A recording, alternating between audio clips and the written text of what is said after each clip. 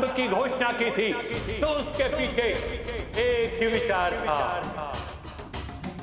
एक शक्तिशाली, सक्षम, कुशल और गुणी असुर महानायक का चयन। किंतु मुझे ज्ञात था कि इसमें भी कुछ असुरों को क्षति अवश्य पहुंचेगी, किंतु इसका भी समाधान है मेरे पास।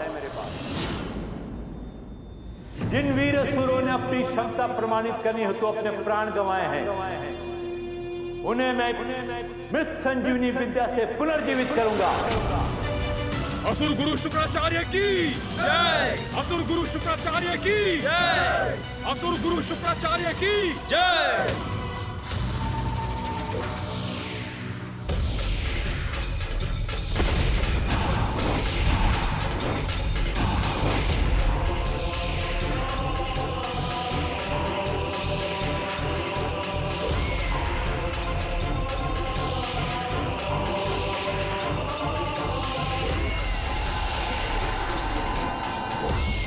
असुर गुरु शुक्राचार्य की जय! असुर गुरु शुक्राचार्य की जय! असुर गुरु शुक्राचार्य की जय!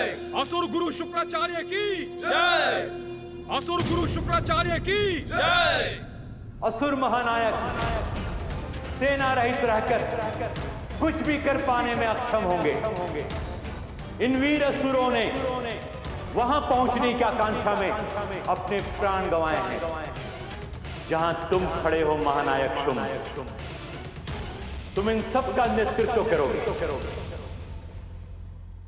मैं शुंभ आप सभी असुरों का मेरे प्रति स्नेह और आदर स्वीकार करता हूं।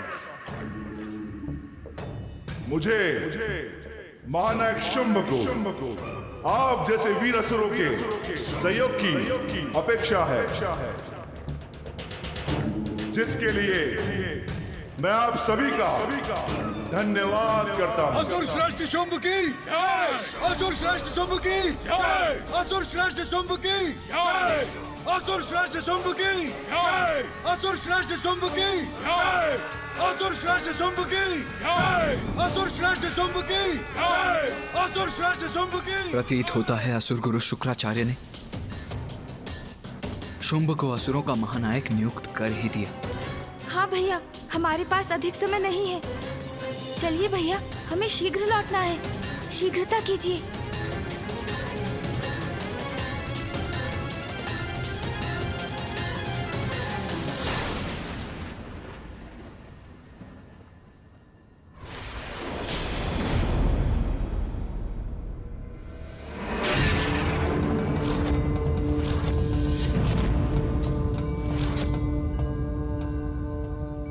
प्रणाम पिताश्री।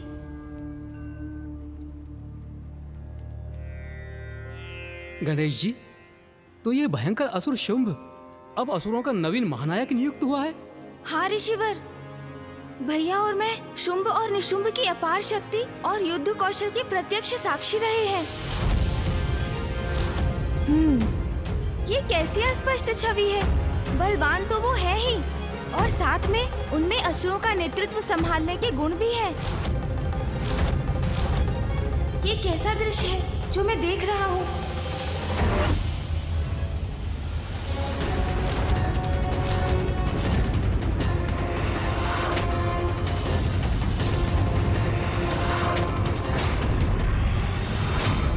क्या हुआ गणेश? अपनी दिव्य दृष्टि से ऐसा क्या देख लिया तुमने जिससे तुम्हारे मुख पर ये चिंता का भाव उभर आया है? भैया, देवासुर संग्राम होता हुआ दिखाई दिया मुझे। कदाचित निकट भविष्य में देवताओं और असुरों के मध्य पुनः भीषण युद्ध होने वाला है।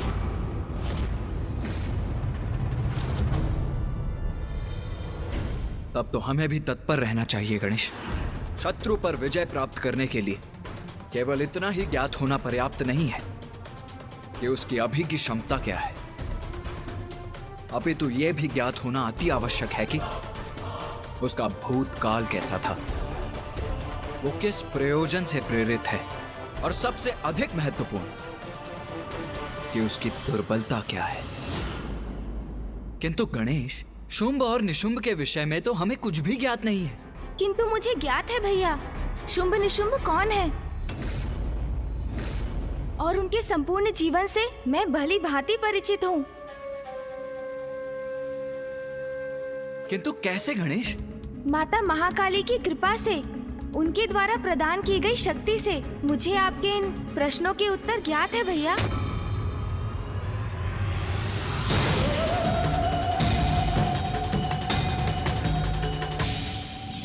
तो बताओ गणेश, ये शुंभ और निशुंभ हैं कौन?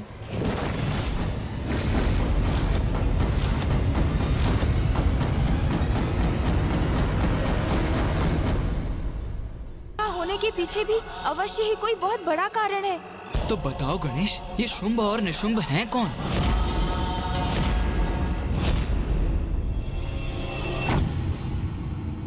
कौन है ये असुर भ्राता शुंभ और निशुंभ? कहां से आए हैं ये? आज से पूर्व यहाँ उपस्थित किसी ने ना इनका नाम सुना और ना ही देखा। फिर भी इनकी शक्ति के समक्ष कोई क्यों नहीं टिक सका? अपने नवीन महानायक को लेकर इन्हीं प्रश्नों के उत्तर ज्ञात करना चाहते हो ना तुम सभी? हाँ, हमें ज्ञात तो होना चाहिए। कौन है ये? कहां से आए हैं ये दोनों? यहाँ कोई इनसे परिचित नहीं है, क्योंकि शुंभ और निशुंभ दीर्घ काल से तपस्या में लीन थे।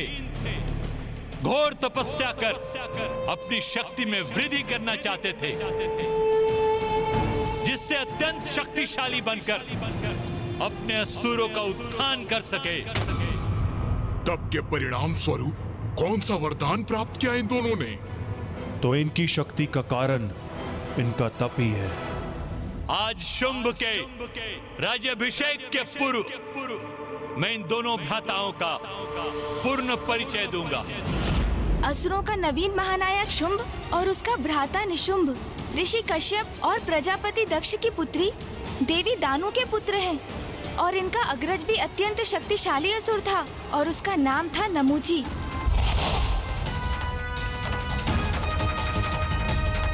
इसलिए देवता, गंधर्व, यक्ष, नाग आदि कोई भी युद्ध में उसके समक्ष नहीं टिक पाते थे, जबकि इंद्रदेव और नमूची एक ही पिता ऋषि कश्यप की संतान थे। इनके अग्रज नमूची में इतनी शक्ति थी कि देवराज इंद्र भी उनका सामना करने में अक्षम थे।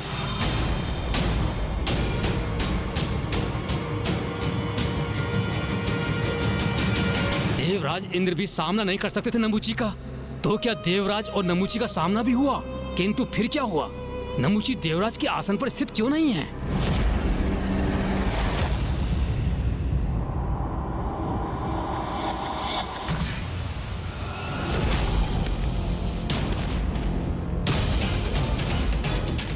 इंद्र, इंद्र, यहाँ तो कोई नहीं।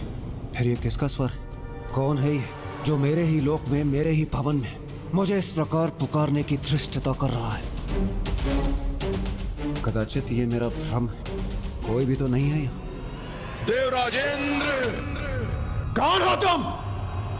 और इस प्रकार मुझे छिपकर पुकारने का क्या प्रयोजन है? यदि साहस है तो मेरे समक्ष आओ। तुम्हारा भ्राता हूं मैं, देवराज इंद्र। मेरा भ्राता?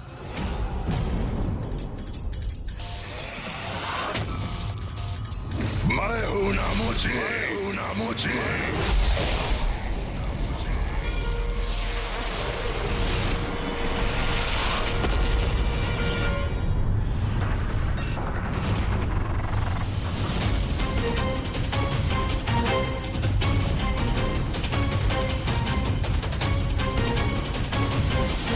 कहां हो तुम?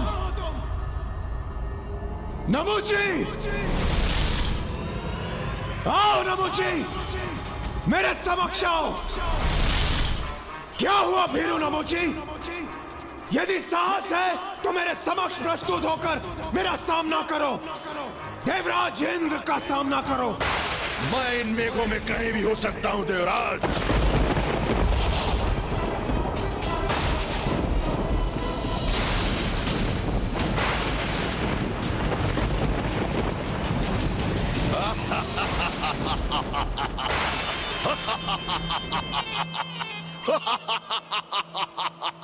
क्या हुआ इंद्र? मेरा उपहार नहीं भाया तुम्हें?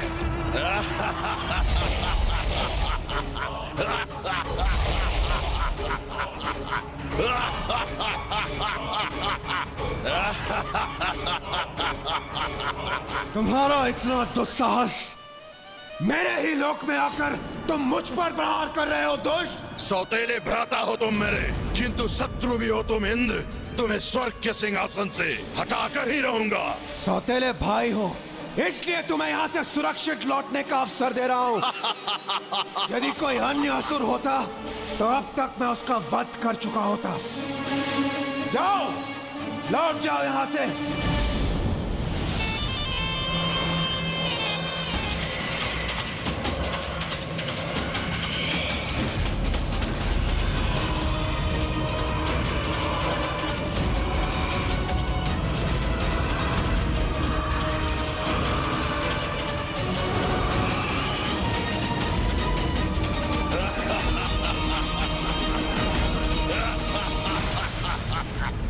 यहाँ से जाने के लिए नहीं, इस स्वर्ग पे अपना अधिकार स्थापित करने आया हूँ मैं, क्योंकि स्वर्ग पर असुरों का ही आधिपत्य होना चाहिए। बस!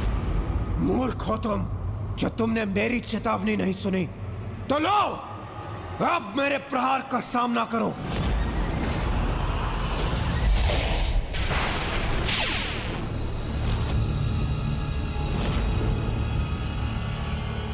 अब तुम्हें कोई नहीं बचा सकता।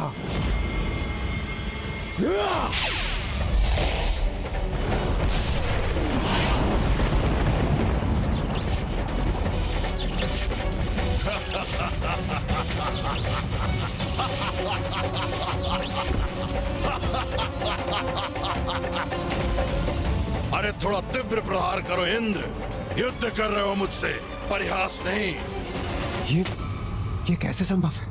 इस पर मेरे प्रहार का तनिक भी प्रभाव नहीं हुआ। उचित है, और शक्तिशाली प्रहार करूंगा मैं इस पर।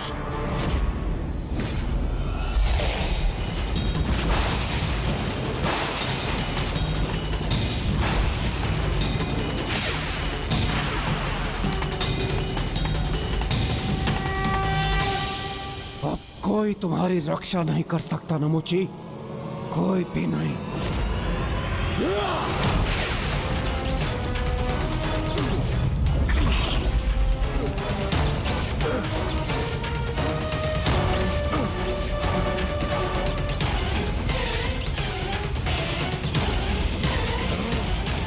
विद्युत की ऊर्जा से संपन्न है मेरा वज्र नमुची, और अब मैं अपने वज्र की विद्युत शक्ति से तुम्हें अपने लोक वापस लौटाऊंगा।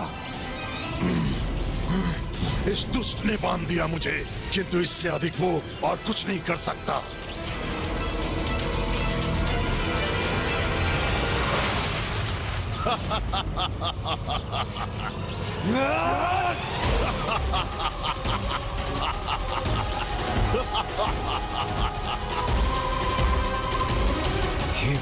ये तो अब भी अपने स्थान पर अडिग है। इंद्र, और शक्ति लगाओ भ्राता। तुम्हारी संपूर्ण शक्ति का असफल प्रयोग देखकर बहुत आनंद आएगा मुझे। मेरे आनंद का कारण बनो। देवराज अवश्य हो, ये तो मूर्ख हो तुम। याद नहीं तुम्हें कि तुम मेरा वध कदापि नहीं कर सकते इंद्र, क्योंकि मैं वरदान प्राप्त कर संसार के समस्त अस्त्र और शस्त्र से सुरक्षित हूँ। कोई भी अस्त्र और शस्त्र मेरा वध नहीं कर सकता। यदि ऐसा है तो मेरे समस्त प्रहार इस पर व्यर्थ है। किंतु मैं तुम्हें अवश्य हानि पहुंचा सकता हूं इंद्र।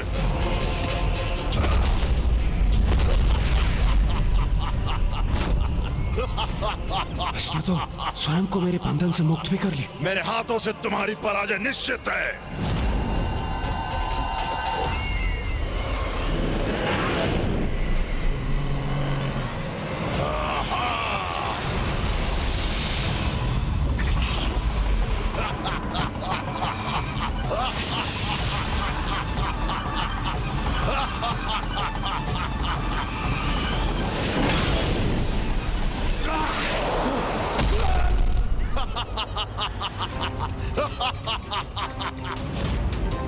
अपने भ्राता से कुछ सीखो इंद्र। शत्रु पे प्रहार ऐसे किया जाता है।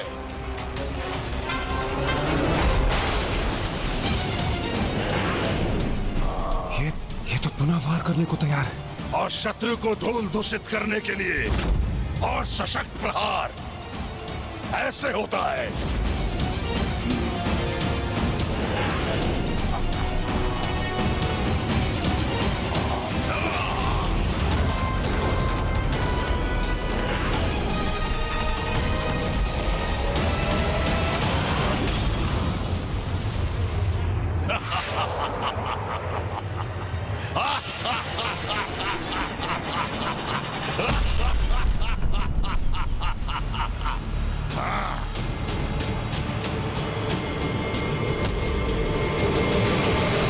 गणेश, तो क्या देवराज इंद्र परास्त हो गए?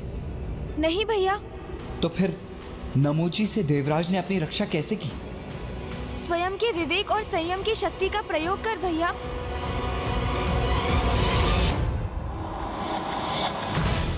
अब कहाँ है वो दुष्ट नमूची?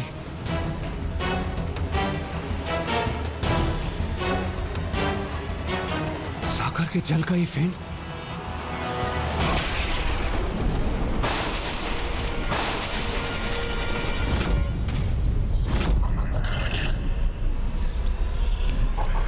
सागर का ये फेन संयुक्त होकर जुड़कर किसी तंत्र युक्त धारदार अस्त्र के समान हो गया है।